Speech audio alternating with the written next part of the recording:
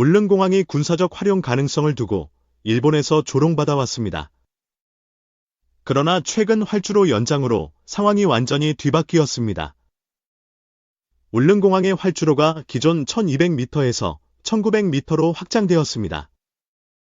이는 KF-21 보람의 전투기에 운용을 가능하게 했습니다. 일본은 술릉공항은 군사적 위협이 되지 않는다며 비웃었지만 이제 그들은 초비상 상태에 빠졌습니다. KF-21의 놀라운 성능 때문입니다. KF-21은 첨단 탄소 소재 개량으로 무게를 줄였습니다. 이로 인해 단 700m 활주로에서 이륙하는 신기록을 세웠습니다. 한국 국방부는 술릉공항은 민간과 군사 겸용 시설이다. KF-21의 배치는 동해 방어를 강화한다고 발표했습니다.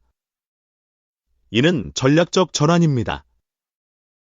일본 외무성은 불릉공항의 확장은 도발 행위다. 동해 안정을 위협한다고 강하게 반발했습니다. 그들의 태도가 급변했습니다. KF-21은 기존 4.5세대 전투기로 분류되지만 탄소 소재 업그레이드로 6세대 수준에 근접했습니다. 이륙거리 단축이 이를 증명합니다. 울릉공항은 원래 관광객과 주민을 위한 소규모 공항이었습니다. 그러나 군사적 활용 가능성이 대두되며 일본의 경계심을 불러일으켰습니다. 일본은 700m 이륙은 불가능하다며 KF-21의 성능을 의심했지만 테스트 영상이 공개되자 충격에 빠졌습니다. 그들의 오판이 드러났습니다. 한국항공우주산업 K은 탄소 소재 개량은 KF-21의 핵심 혁신이다. 이륙거리 단축은 세계 최고 수준이라고 자부했습니다. 기술력이 입증되었습니다. 울릉공항 활주로 연장은 2024년 말부터 시작되었습니다. 1900m로 확장되며 단거리 이착륙, 에스토에 전투기 운용이 가능해졌습니다. 일본 방위성은 KF-21이 울릉에 배치되면 동해가 위협받는다. 즉각 대응책을 검토할 것이라고 경고했습니다. 그들의 초조함이 느껴집니다. KF-21의 탄소 소재는 복합재료로 제작되었습니다.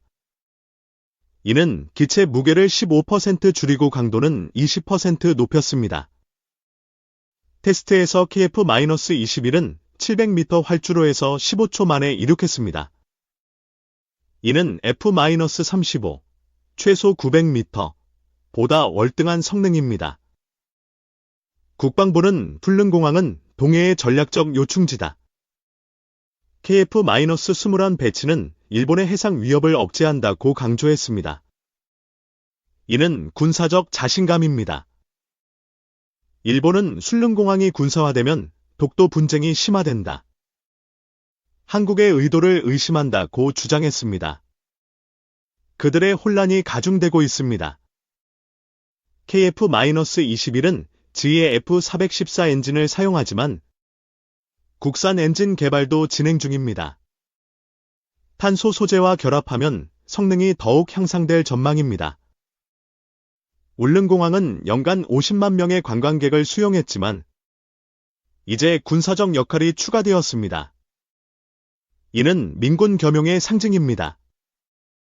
일본 언론은 KF-21의 700m 이륙은 충격적이다. 일본 공군이 뒤처질 수 있다고 보도했습니다. 그들의 초비상이 현실화되었습니다.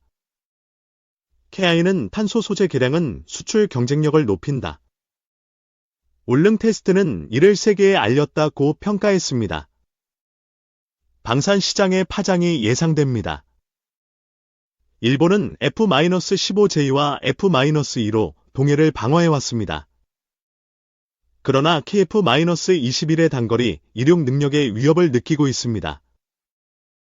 울릉공항의 활주로 연장은 2조 원 규모의 예산으로 추진되었습니다. 이는 군사와 경제적 이익을 동시에 노린 프로젝트입니다. KF-21은 스텔스 성능과 S 레이더를 갖췄습니다. 탄소 소재로 무게가 줄며 기동성도 개선되었습니다. 일본 방위성은 KF-21이 울릉에 배치되면 독도 상공을 장악한다. 우리의 안보가 흔들린다고 우려를 표했습니다. 그들의 긴장이 고조되고 있습니다. 국방부는 둘릉공항은 방어 목적이다. 일본의 과민 반응은 부당하다고 반박했습니다. 이는 외교적 갈등의 시작일 수 있습니다. KF-21의 700m 이륙은 첨단 제어 시스템 덕분입니다. AI가 엔진 출력과 날개 각도를 실시간으로 조정했습니다. 일본은 한국의 기술력이 놀랍다. F-3 개발을 서둘러야 한다고 내부 논의를 시작했습니다. 경쟁 심리가 발동했습니다. 울릉공항은 동해에서 87.4km 떨어진 섬에 위치합니다. 이는 일본과 북한을 견제하는 최적의 지점으로 평가됩니다. KF-21은 탄소 소재로 연료 효율도 10% 향상되었습니다. 장거리 작전에서 유리한 성능을 발휘합니다. 일본은 슐릉공항이 군사 기지화되면 동해 패권이 흔들린다. 국제사회가 개입해야 한다고 호소했습니다. 그들의 초비상이 계속됩니다. KF는 KF-21의 성공은 한국 방산의 도약이다. 울릉 테스트는 이를 세계에 증명했다고 자부심을 드러냈습니다. 수출 가능성이 커졌습니다.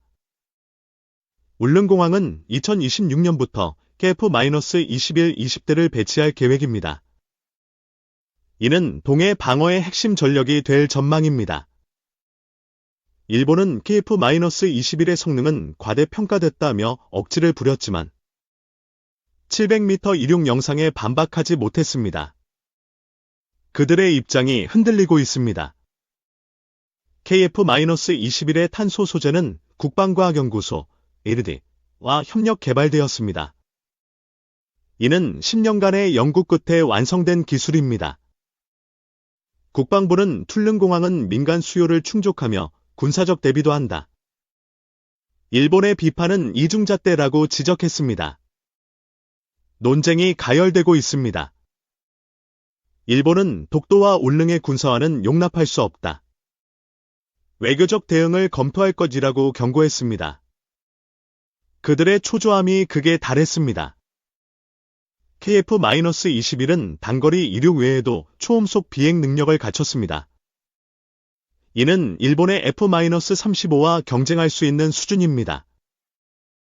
울릉공항의 확장은 지역 주민들의 지지를 받았습니다. 관광 활성화와 안보 강화라는 두 마리 토끼를 잡았습니다. 일본 언론은 한국의 KF-21이 동해를 장악한다. 우리의 방어 전략이 무너질 수 있다고 우려를 쏟아냈습니다. 그들의 혼란이 가중됩니다.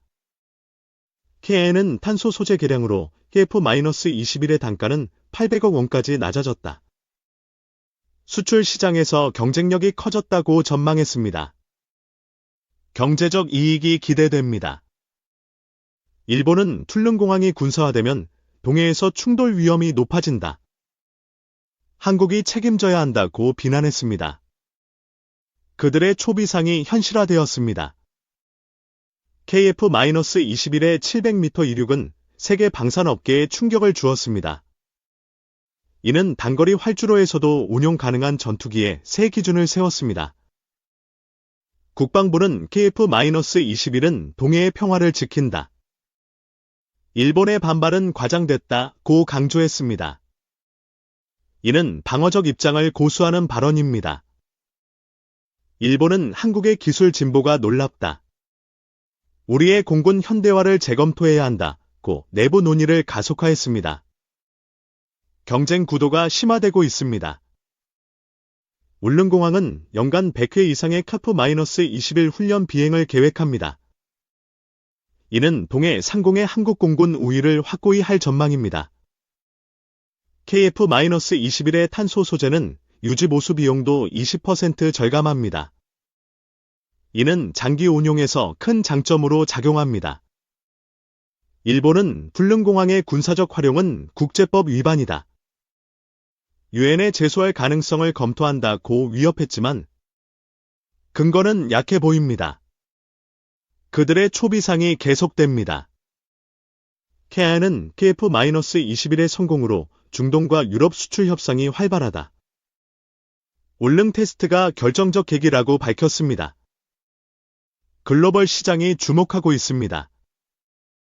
여러분은 울릉공항의 변화와 KF-21의 신기록에 대해 어떻게 생각하시나요? 댓글로 의견을 남겨주세요. 최신 소식을 놓치지 않도록 구독 부탁드립니다.